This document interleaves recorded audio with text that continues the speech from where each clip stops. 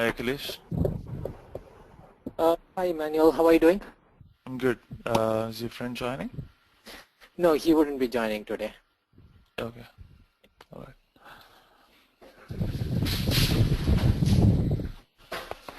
Just give me 2 minutes, all right? We have a few more people to join, so just 2 more minutes. Did you get time to practice? Not yet, actually. I apologize. Uh, No problem. No problem. my weekend was All right. really busy. But Immanuel, I do want to connect with you later on, maybe for data services. But maybe we could take it offline. Yeah, sure. Okay, thank you. Yeah. We'll just wait for 2 more minutes. A couple of them needs to still join. All right. Okay, sure. Thank you. Location attribute view aimed at bringing data from the region and the land tables and the customer master.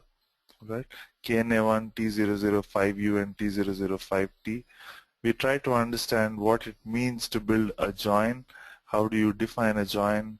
What kind of join do you usually use in attribute views? How will you connect normal tables and text tables? What is a textual join? What is a cardinality when we use this textual join? We tried to go ahead and create these in our last week. This week we're going to look at bigger models called as the analytic views and also calculation views. These are the usual views on which we do all the reporting. Alright, they're based on the star schema model, and then we will see how we can go ahead and create what are the properties and what can you do with these analytic views. For somebody who has a background with BW, it is simpler to understand. But if you are from a warehousing background or if you have knowledge with star schema, things will be simpler for you. What we're trying to do here is the next step is we're trying to create analytic views. An analytic view basically is like a star schema. Right, we have a question in here. Ravi Prakash, yes? Hi, Immanuel. Yeah, go ahead, Ravi Prakash. Yeah, this is Ravi. I mean, I didn't talk till now. Till now, I had a with my speakers. Just wanted to say hi, and I just missed the last session. Okay. And Do you have access into the site, right? I have access to the site. I have access to all the recordings. I just didn't listen to the last recording. But is it like, did you already start giving any exercises, and did we already? I didn't get the server access till now. So Really? Okay. did everybody just, I mean, got the server access and just started practicing also?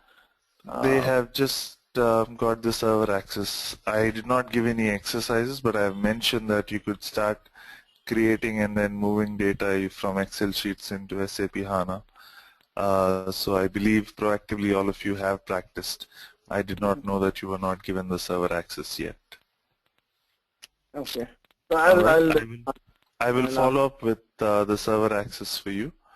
But the recordings are available, so you could go ahead and take a look at the recording, go through that recording, because we built attribute views in the last 2 sessions. So I'd want you to go and take a look at it. Okay. So till now, practically the major parts that you've covered is, I believe what I've seen is the Excel sheet through SLD, the Excel sheet. Not SLD. We brought data using Excel sheets. Yep. I've loaded data in some of the schemas in here. Yeah. And we're going to use that data to create models. Now, once I give you a little basic understanding about the models, then I will talk about data provisioning layer. How do I bring in data using SLT? How do I bring in data using data services? All right. So that meanwhile you can start practicing about the models, and then I'll give you this information, and we'll start how to bring data at real time from SAP, ECC or other systems into HANA. All right. Okay. And this modeling we discussed till just creating attribute views. That's the part that we quickly seen analytic views last session, but I'm going to cover that completely now. Okay. Yeah. Thank you. Yeah. Nageshwar Rao, any question?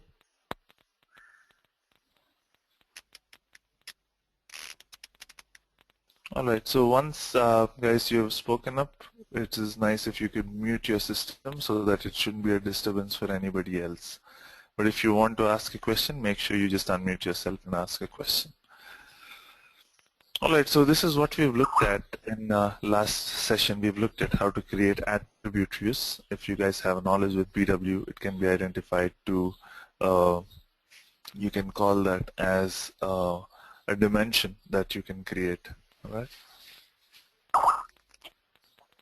The star schema basically allows you to create a fact table in the center surrounded by dimension tables. Alright, this is how you define a fact table. A fact table is surrounded by dimension tables, and the dimensions are connected to the fact using primary key, foreign key relationships. So let's try to build a model in here. I've already built one, but we're going to build it again and then see how to build an analytic view. The dimensions that we're going to use are two dimensions that we have created. One is the location dimension view and the other one is the product dimension view. Alright, we call them as attribute views in here. So either you could go right click on the package and then you could create an analytic view, or if you've already created it, it'll establish a small folder. You could right click on it and then create an analytic view. We're going to use the tables from Controlling and Profitability Analysis, COPA, CE IDEA 1. So if you go into the catalog folder, and if you go into this particular schema where you have ECC, ON, ON, you will find a few tables that we have loaded already. Okay, and out of these tables you have CE1 idea and CE2 idea.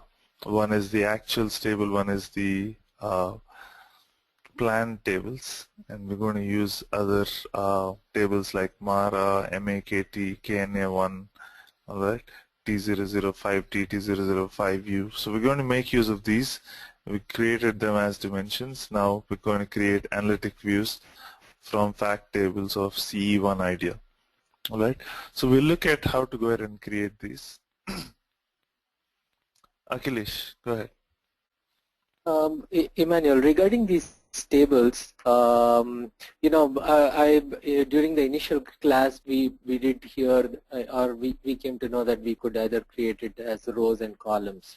And further, when I read on the on the Wikipedia, usually when we do create a column-wise table, it also has a row-wise in order to identify the tuples, right? So so that's how it has been organized. Now, when it comes to ECC tables that you have mapped, ideally, how do they categorize this? And because we have so many tables in ECC, and tables could be cross-functional, and to come across any production scenario, where how do they? I'm curious to know how they categorize.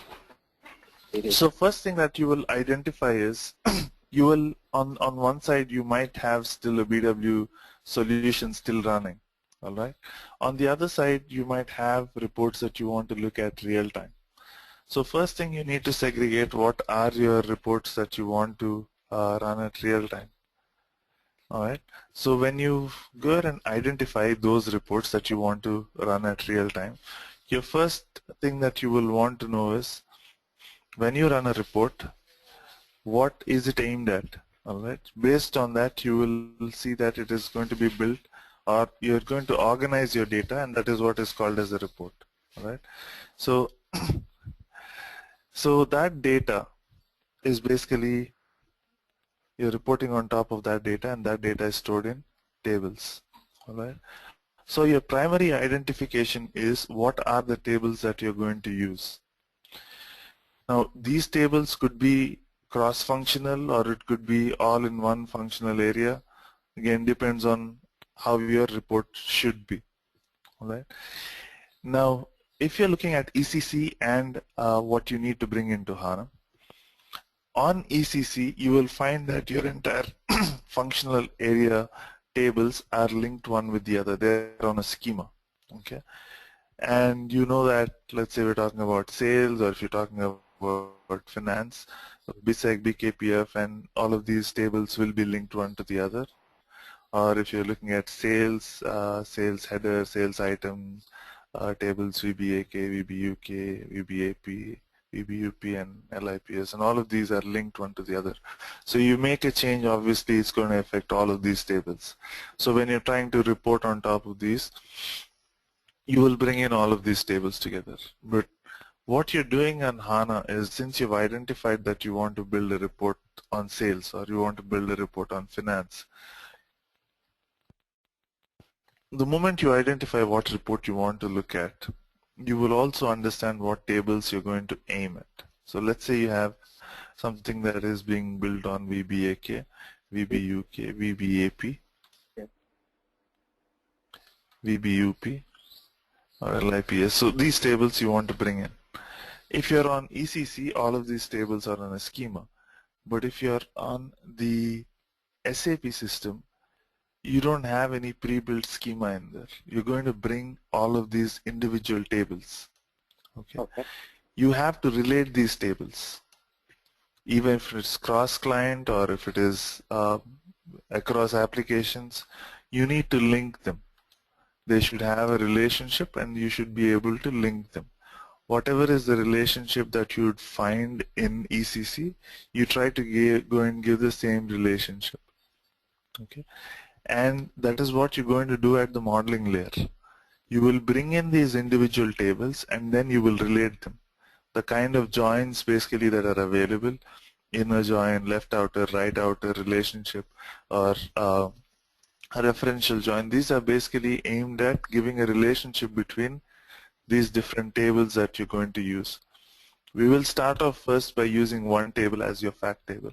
But your scenario sometimes might not be you'll always have one fact table. You might have multiple fact tables that you want to link at the data foundation layer, and then you can link it to your dimensions. So based on that, you will create your models. Okay.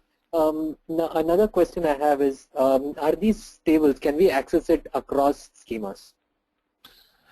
As long as you have, the first thing I told you is, if you have authorization, and if your data is relevant for you to link between different schemas, you could. So you might have loaded the some of the ECC finance tables from using business objects data services. So you can see them here in this schema. You might have replicated some data using SLT and you might see it on this schema. Okay, but data is from the same ECC system. So it means you can link these tables across and you can relate them. Just that you need authorization across all of these schemas. Okay, okay. As a HANA user. In a star schema, we okay, we kind of look at it as fact tables, right? When it comes here, we can actually go across schemas and we can form links. Right. Okay. So why do we have individual schemas is to keep the data specific. All right. So when I see the schema BODS, I understand that this data is brought from BODS. It could be brought from different tables, from different systems, or I've brought it using BODS. I might have SAP tables in here. If I open this, I might see that I might have bought data from SAP tables as well. Company code. I bought it directly from the extractor itself, 2LIS11VA item. All right. So I could use all of these to bring data. Now this data is also related to what you have on ECC ON, because this also is brought from the same ECC system. In that scenario, if I want to use T001, I don't have it here, I have it there, so I can go ahead and relate them. So there's no problem relating data across schemas. Only problem will be as a user, you have logged in as a system user, but if they've given you an individual username, when you log into that user, it also depends on what access that user has. So if you go into the security aspect, your user that is given to you will be linked to the roles that are given to them. Okay, so here I have a system as the user, default user that I'm going to use. When I double click on it, the system user has the object privileges into pretty much all the schemas. Okay, so if I close this, so every schema that I have created, I have access into those schemas. Okay, which makes me able to access the tables across all the schemas. Okay, but if I do not have those schemas added in here, you will have to add them into the schema. So you can add a scheme, you can add a particular schema using the plus, and then you can go ahead and type in the schema name. So let's say give PODS. So you will have to add that schema in here. You have to go ahead and define what operations you want to do on that schema. So the user will be given that privilege. Okay. When you have that privilege across that schema, that is when you can go. Yes, Akhilesh. I was just wanted to add. Yeah, I just wanted to add that the same applies even for a reporting user too, right? I mean, now we are talking from a developer point of view, but then we want to assign roles to an. Exactly. So you can control the authorization to the user as to what kind of view you can access. Okay. And it could get trickier if we are going across schemas. That means we'll have to give the user all these access to all these schemas. Right. First thing that you will have to check is your data across schema related? Okay. Second thing is, does the user have the privilege to access that data across schemas? Third thing is, do you have the privilege to create models and activate them across these schemas? Okay, so once you give in those three privileges, you will be able to create. Sometimes you can access the schema, you can bring it to the data foundation, but you do not have the authorization to validate and activate that tables from the schema. So you might have problems there. So I don't know if it is the Excel sheet that I have sent for creating step by step is uploaded on this thing, but it has steps as to what you should be doing. Right. Okay. And the last question is probably you might be dealing with object level authorization. Is it later on? Yes, we will be. So that is called, again, that comes under privilege.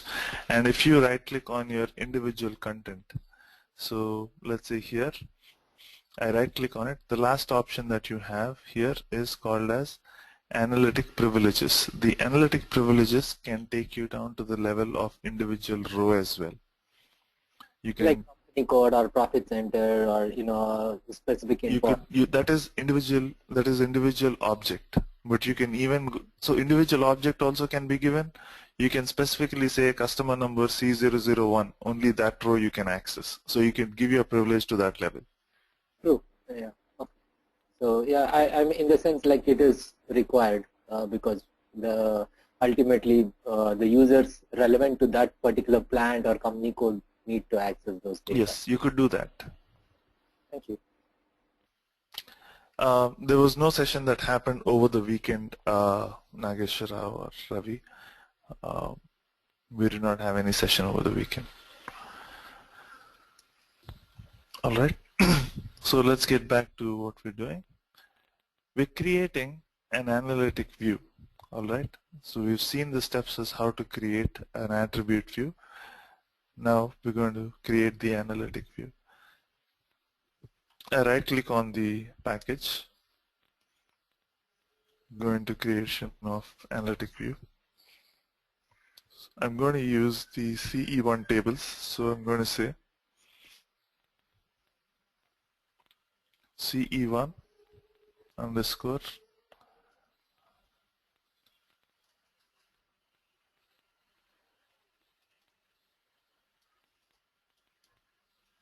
okay. I'm going to give the same description here.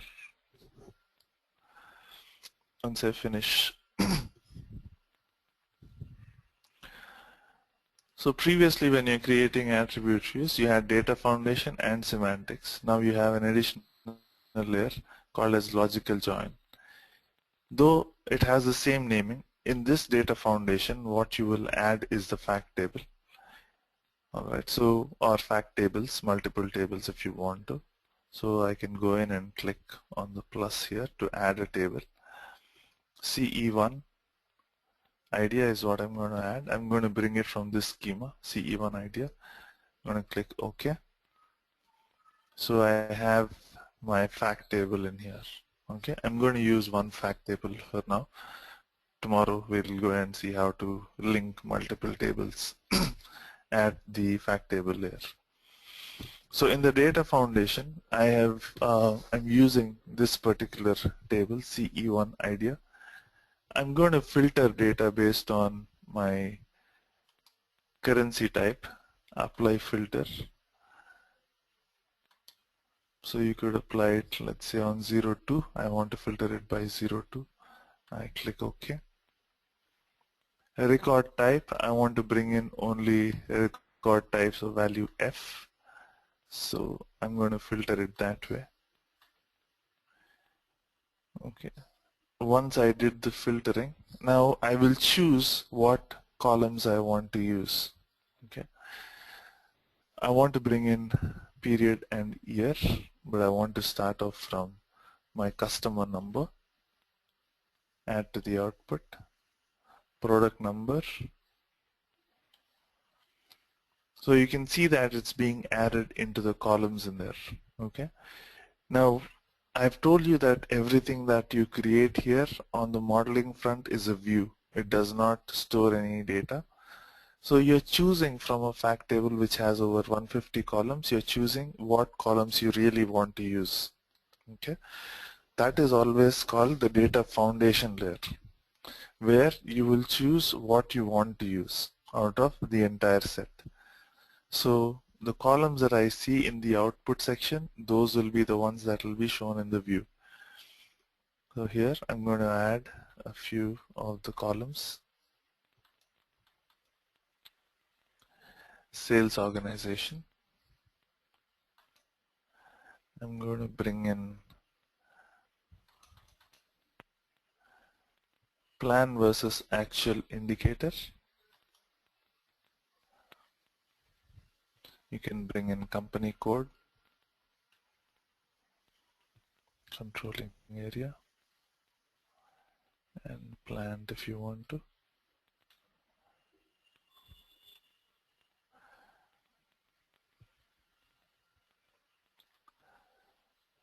Period and year. I also want to bring in, so these are all my dimensions that I'm trying to bring in. If I want to bring in my measures, I go a little down the table. You will find the measures in here. I'm going to bring in revenue. The name of the field is VV010. I'm adding to the output. You can see that there's no differentiation in the columns. So though this is a dimension and this is a measure, you will see that it's all added into the same column structure. Then you could go down VV070, accrued sales deduction. You could right click and add that too.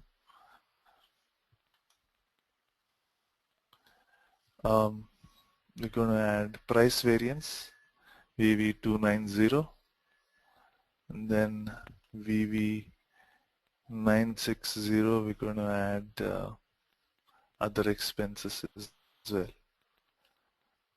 Okay, so out of this entire table, I'm choosing only these fields. I need only these fields for my report.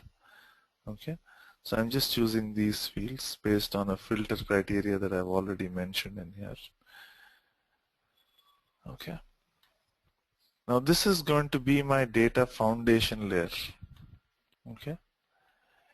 If I go to my logical join in here and select this, so you could see that this is my data foundation layer. So whatever are the fields that I brought in, this is going to be my fact table. Okay. Here in the logical join, what I need to bring in here is, apart from the fact table, the data foundation is basically filtered from this layer, moves into the logical join. This has to be linked with the dimensions, or in HANA terms, attribute view. So you will have to choose the attribute view that you have already used, bring it into this layer. Okay, so you can bring it in here and drop it.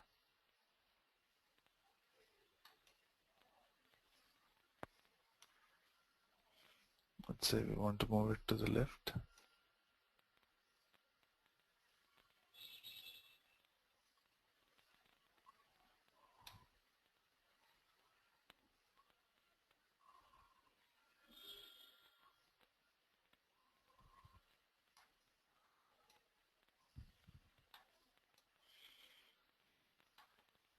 Similarly, I also want to bring in the product attribute view.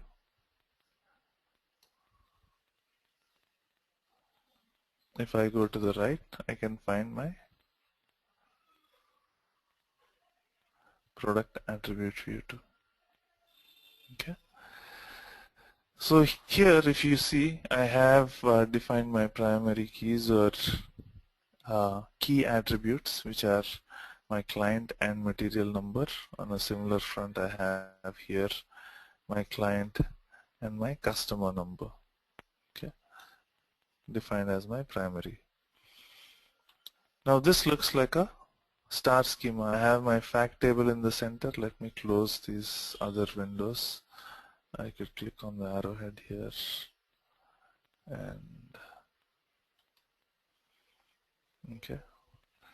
So here I have my view and I can go ahead and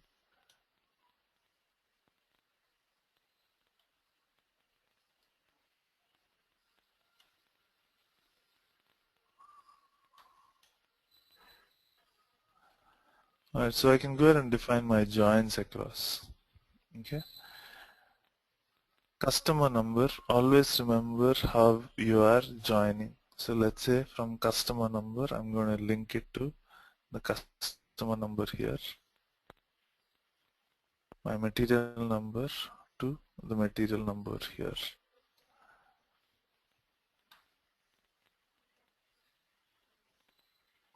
Okay. The direction of the join also matters. Okay. So let's look at the properties of this join. Okay. So if I click on this, by default, like I told you, you will have the join type as referential. Okay. When you're connecting your master data objects, which is attribute view, to the fact table, leave the join type as referential. Okay. And here the left element is the customer number from the data foundation layer. The right element is from the actual attribute view. Okay. So for one value of customer number here, you might have n transactions in your fact table. Okay. So based on that, you want to give or you want to define your cardinality as well. So if you go and click on the cardinality option, you can define whether it's a 1 to 1 or 1 to n, n to 1 or n to m. So here your left is your data foundation, your right is your attribute view. So you can give it as an n to n, n to 1. So for one value of your customer number, which is your right element, you have n values of your left element. So you have defined your cardinality in there. On similar lines, you can go click on the join in here. You can define the cardinality here as well.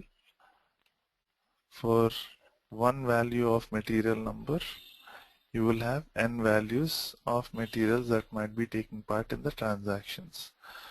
So based on the direction, the left element is your data foundation, your right element is your material master or the attribute view. So define it as n is to 1.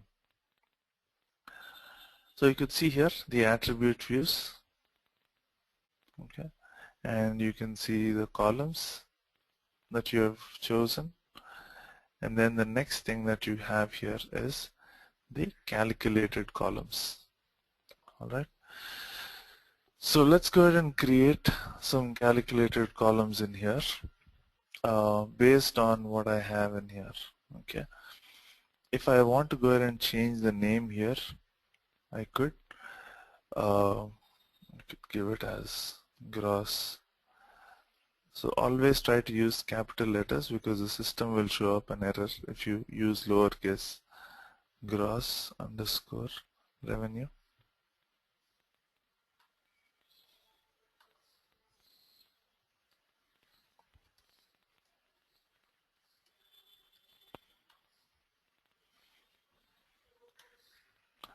price underscore variance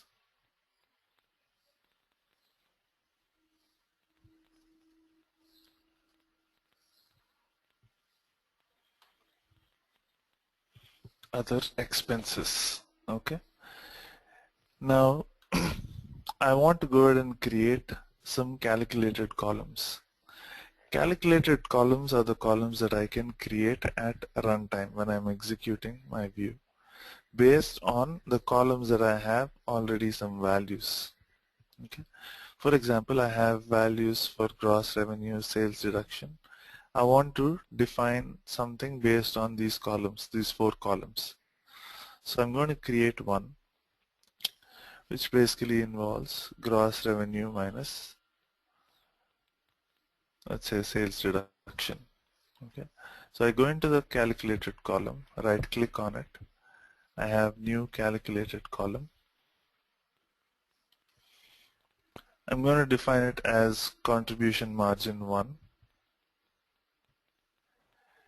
The data type of this is going to be a decimal. The length of the decimal is 15 and a scale of 2. The column type I want to define it as a measure. It's not an attribute, so I'm going to define it as a measure. Alright. By default, these values are aggregated. Okay. So in case you don't want it that way, you can go and select it, calculate before aggregation. So here you can go ahead and define how you want to, basically the formula. So here I want to say gross revenue minus sales deduction. Okay. So once you've defined that, you can go and validate the syntax whether what you've done is correct or wrong. So you can do that, valid expression. So I can go and click on OK. So I have a contribution margin defined as a measure. I can go ahead and create a contribution, or I can create a calculated column on top of that object also. So let's say I'm creating a contribution margin 2, and what I'm going to use here, this is a decimal, 15, the scale is 2. There's a measure that I'm creating. So I can go ahead and use a calculated column here minus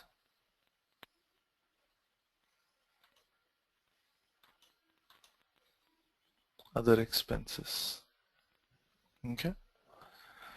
I'm calculating CM1 first time around, but I can still use it as my extra column to get my result. I can validate the syntax. It's basically build a calculated column on top of another calculated column. So I can do that too. Okay. You could right click on the restricted column and you can define a restricted column as well.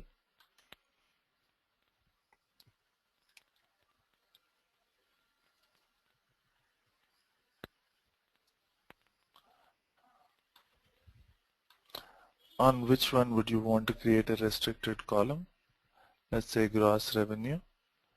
Based on which column? So you want to go and restrict it based on any specific value, or you want to restrict it based on a land one value equivalent to, let's say you want to restrict it based on a country code like US. Okay. I can click OK.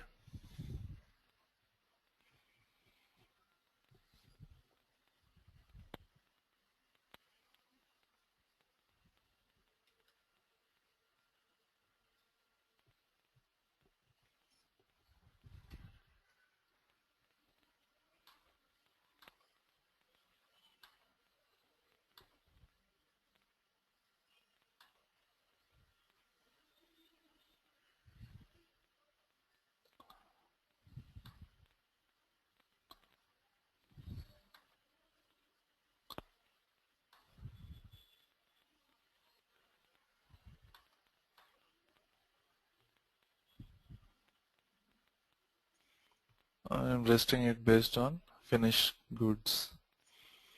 I can click on OK. I have a second restricted column.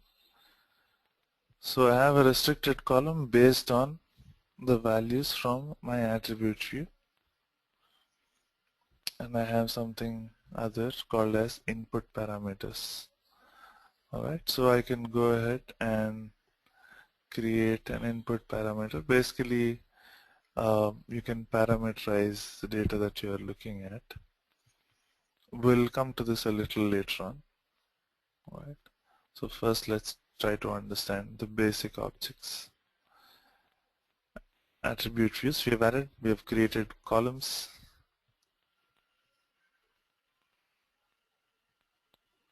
And then we've created calculated columns and restricted columns.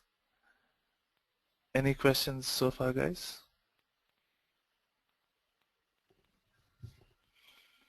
So once we have done that, now we'll go ahead and validate the data. So do you think it's directly going to validation?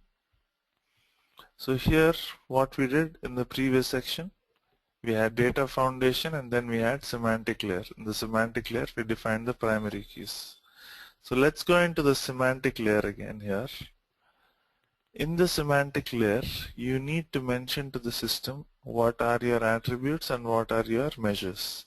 The system wouldn't understand, okay, because it's taken all of them to be attributes itself.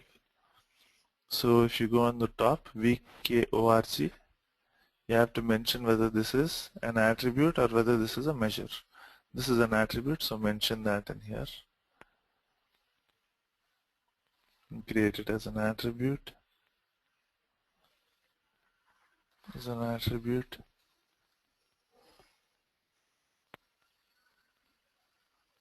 Controlling area, attribute. Plant as an attribute. Period as an attribute. I'm going to create gross revenue as a measure. Sales deduction as a measure. Price variance as a measure. Other expenses as a measure. Alright. Make sure you do that before you activate it. As much as possible, keep all your columns in uppercase. Okay. So once you do that, you can go ahead and validate your data. So you have something created second time, so it's asking whether you want to create it as an alias. So let's say OK. Completed successfully. Go and activate it. Yes, Akhilesh. Immanuel, regarding various rules, I mean, we saw how we can use various characteristics and define formulas or calculations. I was curious to check, or to check if we want to write complex code, is there a provision? In the analytic view or in the attribute view, there is no option for you to create any complex code. Okay. If you want to do any complex join or create any complex code, all that you could do is in your calculation view.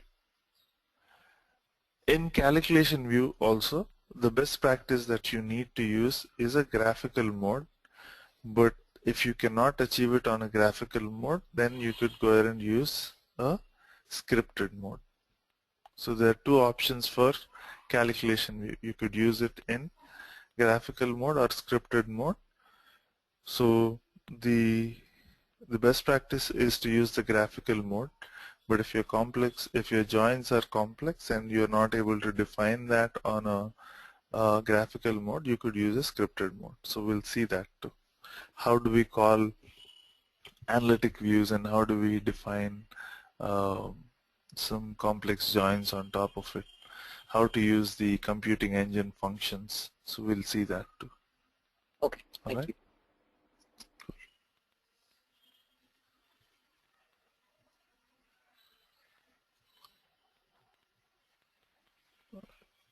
So once you go ahead and create the analytic view, we have activated it. Now let's go and look at this part of it, which is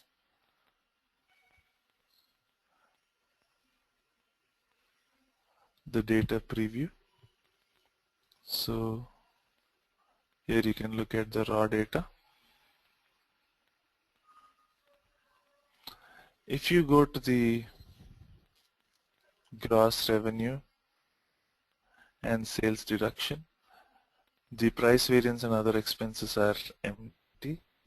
So if you see in the gross revenue and the sales deduction, the computing or the contribution margin 1 is basically gross revenue minus sales deduction. The values are in here. And CM2 is basically CM1 minus price variance, which is pretty much 0, so you'd get pretty much same values. If you look at the restricted columns, we've restricted the first one based on the country code US. So you will find that all the values that are there here are only when you have US. So if you want to add filter, you could go and add filter on any of them on land 1, and you can see that only for US the values are defined for restricted column. Alright, so only for that you have values in here. The rest of the ones are not showing up. Even on restricted column 2, we have restricted it based on the material type as finished goods, FERT. So if you see here, the column here is MTRT. Only for FERT, which is finished goods, we have values displayed. So this is restricted columns. So you will restrict your data based on your characteristic values or your attributes.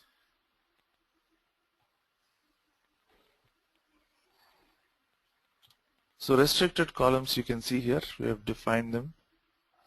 We have restricted the column based on a value from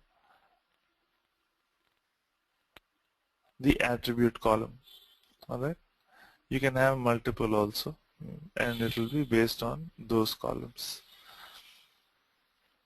Okay.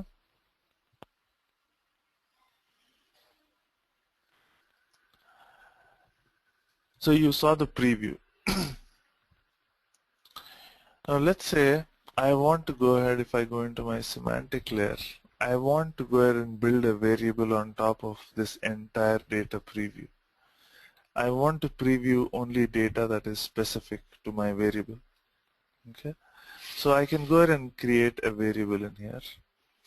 Create a variable. So variable basically is aligned to filter the data based on what value you give it at runtime. Okay, so let's say I am going to define my variable as country specific. So I'm going to give it as variable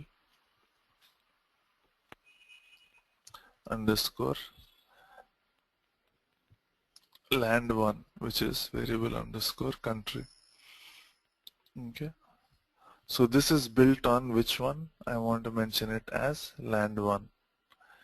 Is this a single value, or you can have interval or a range? Okay, or you can give multiple entries. You can make it even mandatory as well. If you want to give a default value at the beginning, you can mention that too.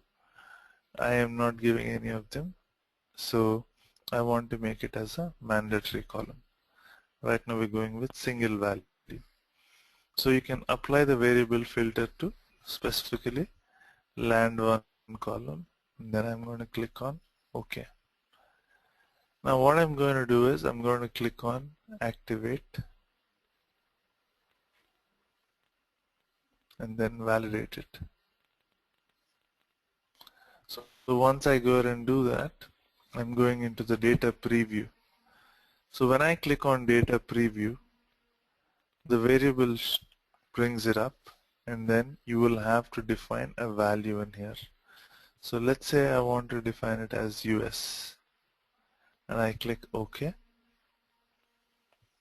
So if you see my raw data, I'd find data only for US being represented. Okay.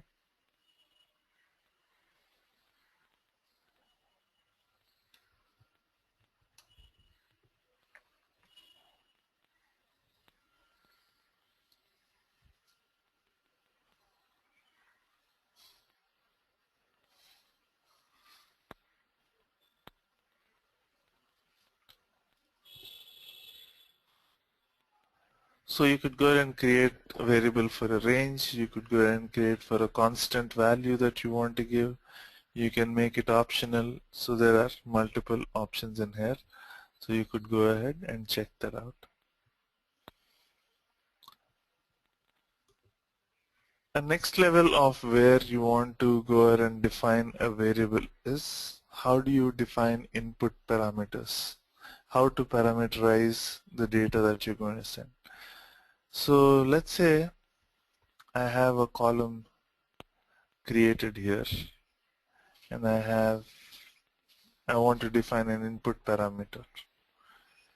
Alright, so we've created a variable on US. Now I want to create an input parameter. I right click on it and create new input parameter underscore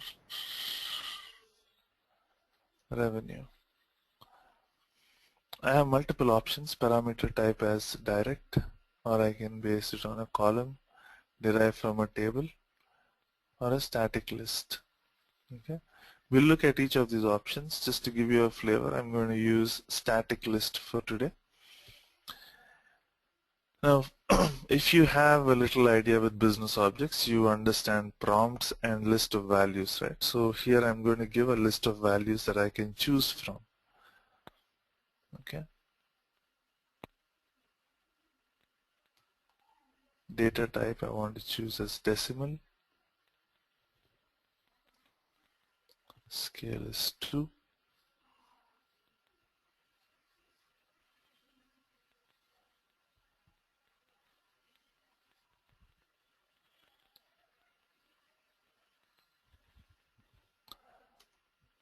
I'm going to add my columns in here.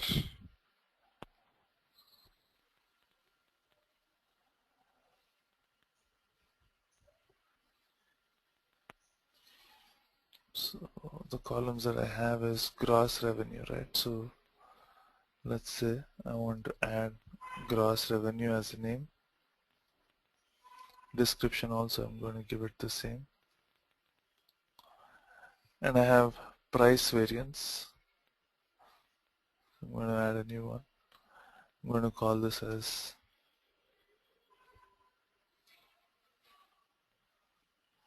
price variance PR variance. I'm going to give the same thing, PR variance. Okay. What I have defined is an input parameter, okay, from a static list.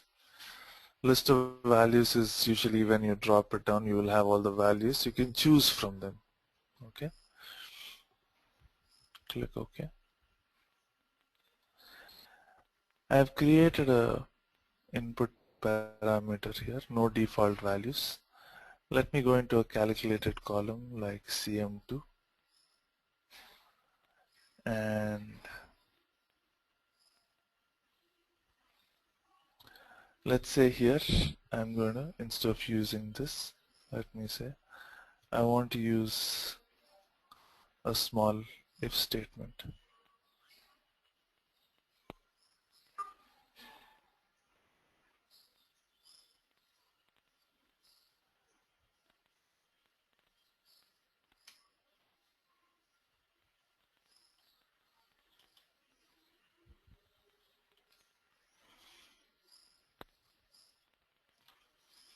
if my input parameter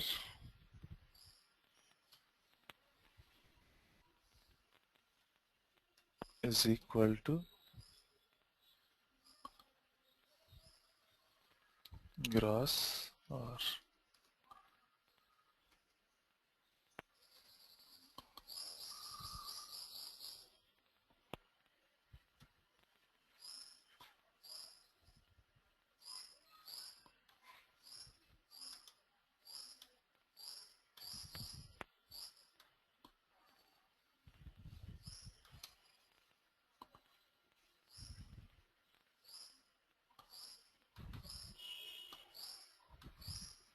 if not, I want to bring in sales deduction.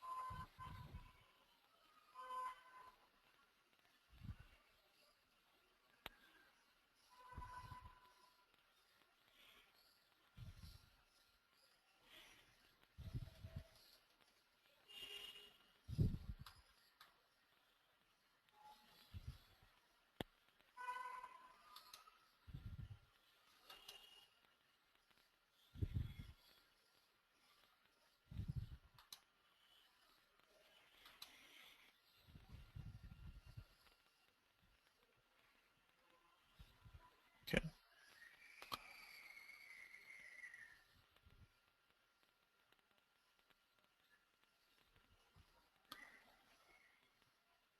So let's say we go and validate this.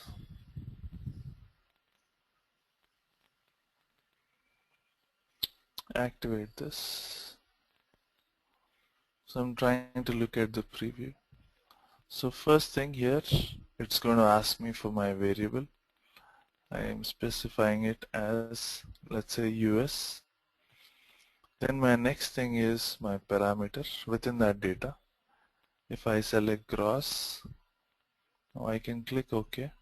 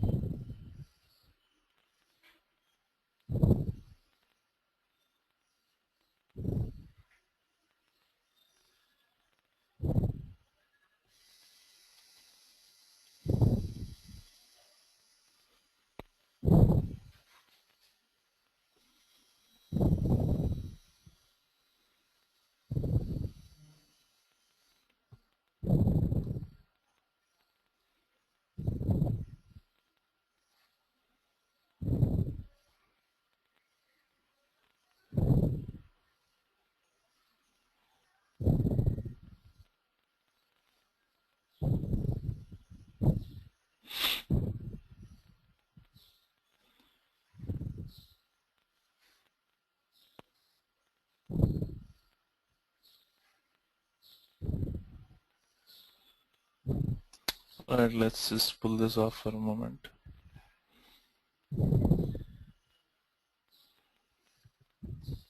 So it's having some syntax issue. Let me just leave it at what it is. So you basically can build an input parameter as well and define what you want to bring it at the time of querying it. I'll probably show you this once we can query it fine. The syntax is fine.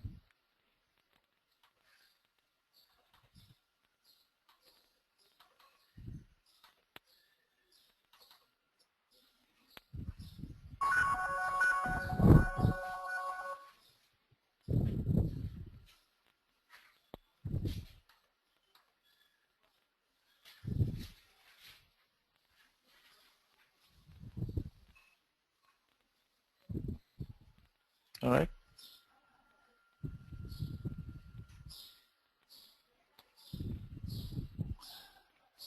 Yeah, we'll see that in tomorrow's session, don't worry. Today we'll look at just the variable, and then tomorrow we'll look at input parameters as well, because we're going to build another analytic view. So let's delete this for now.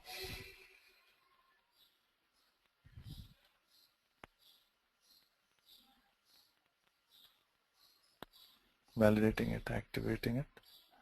Data preview, so let's say we're just filtering it by a specific value.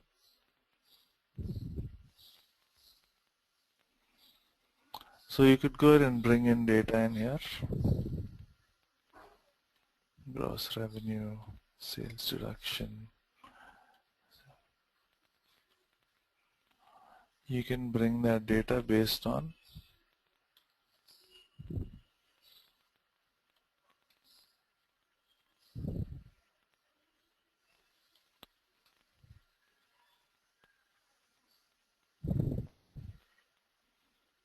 what?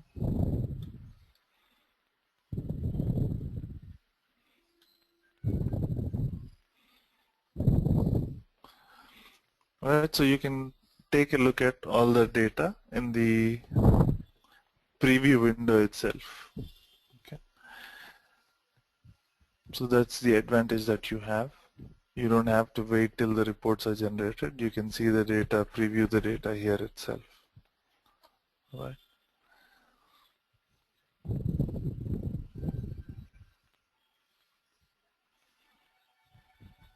All right.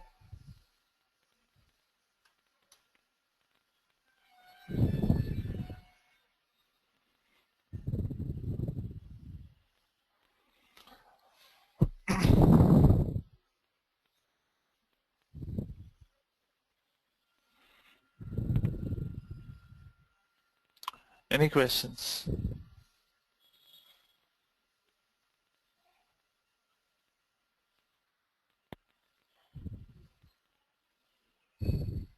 Yes, Ravi, go ahead.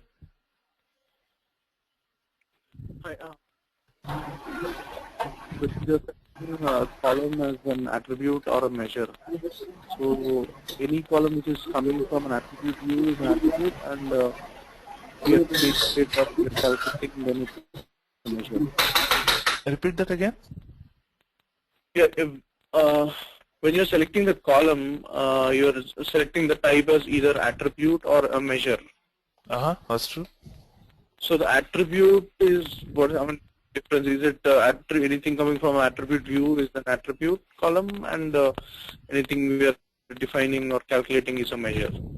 So when you're talking about a fact table will have the basic transaction values that happen, like your price, amount, and all that. Apart from that, you will also have a reference column. A reference column is for you to identify what transaction you've made. If you just put in $100 and my revenue is 120, and then my profit is $20, it makes sense if you want to just check what are your profits and losses. But you want to do some analysis on data. You want to see how you got that 100. How did you get it? From a customer C001, I bought a material M20 or something, and then based on that, this is my unit price, and this is the amount that I've got, this is the revenue, and this is my basic profit. Okay, so what you see here in the first two columns, which is customer and material, are my reference objects. These are master data. Okay, so they will tell you that, okay, this transaction is a valid and a legal transaction that happened. Customer C001 exists and material M20 also exists. It exists in my shop. So I can reference that data to my master data, and then I can validate this transaction across it. Okay, so when you're handling your analysis, you'll always need reference data. So that's why if you look at the analytic view into the data foundation, all of these columns that you find in the fact table will have a link into the master data tables as well. Okay, so that's why I've defined these as attributes in here. The ones which have values like numbers, these are all measures, but the other ones which are used for reference, these are all defined as attributes. Okay. So I'm an ABAPer basically. I mean, I'm new to BW. Basically, the attribute view is more like master data, and That is true. Yes. analytical view is what we are building. It's more like a transactional data, or some analysis can be done on it. So what you have built, see, the fact table will come as is. Let's say you go into a table which is pretty familiar to you, like BSEG, right? Now in BSEG you will have on the top columns GL account and all of these, right? Now GL account is master data or transaction data? master data. Right? So you want to link it whether the GL account actually exists or no. Right? When you define some calculation, you will link it to that particular table. The reason why you link it is you want to have referential integrity. It's more like a check table, like validation purpose. Exactly, exactly. So what you're building is, here you are building a fact table and you're also building a check table. The reason why you have that is, later on when you want to analyze your data from different perspectives, it will help you with it, to analyze your data. Okay. Yeah, I'm understanding, but the like, see, when you're saying like fact table or inside the catalog, You could say a transaction table. Let's not use a fact table. Say, think the fact table is same as a transaction table. okay. No, okay, I'm understanding, but what I want to just say is like, see, since I'm new to this BW concepts, see, inside catalog, what we have is inside the content we build all these views which are inside the packages, and in catalog you said what are those? Those are tables. So if you go into SC11, okay. You would find all the tables in there. I'm just worried. I'm just concerned about that terminology. In catalog, what you have is the tables reside inside. It is a prism. Yes. In the catalog, what you have is schemas. Schemas, yes. So these basic concepts of BW this is not a course only for BW people, right? Who are already. No, definitely no. This is going to basically cover BW. Yeah. So you don't have to have a background of BW. If you have it, then you will be able to relate to it easily. Yeah, that's true, but I want to learn it also from BW from the scratch. So this will basically see HANA, and later it will take up BW from scratch, right? Yes. Okay. Yep. Okay. Yeah, thank you. Cool. Any other question, guys? Akhilesh, Chandra, Srinivas.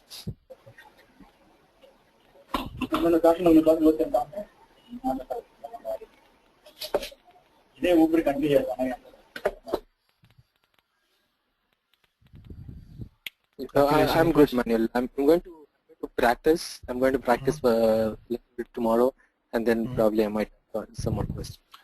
Alright guys, so here what we have done is an actual view with CE1 table. What I want you to do is go into the same schema, ECC0N or ON. There is a second table called as CE2 idea. It has pretty much the same structure.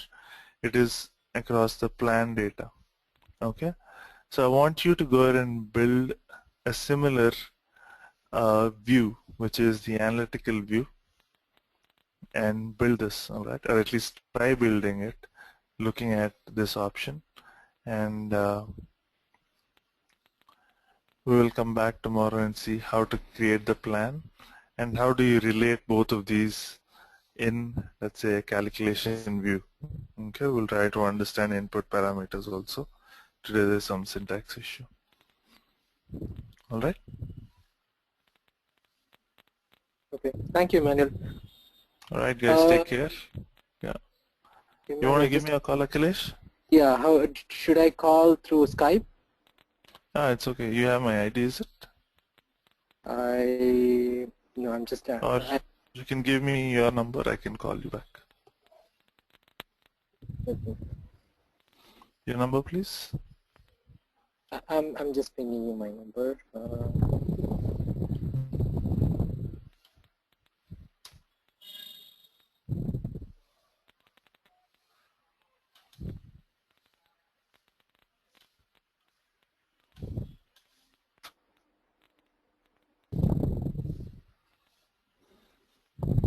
Just one moment.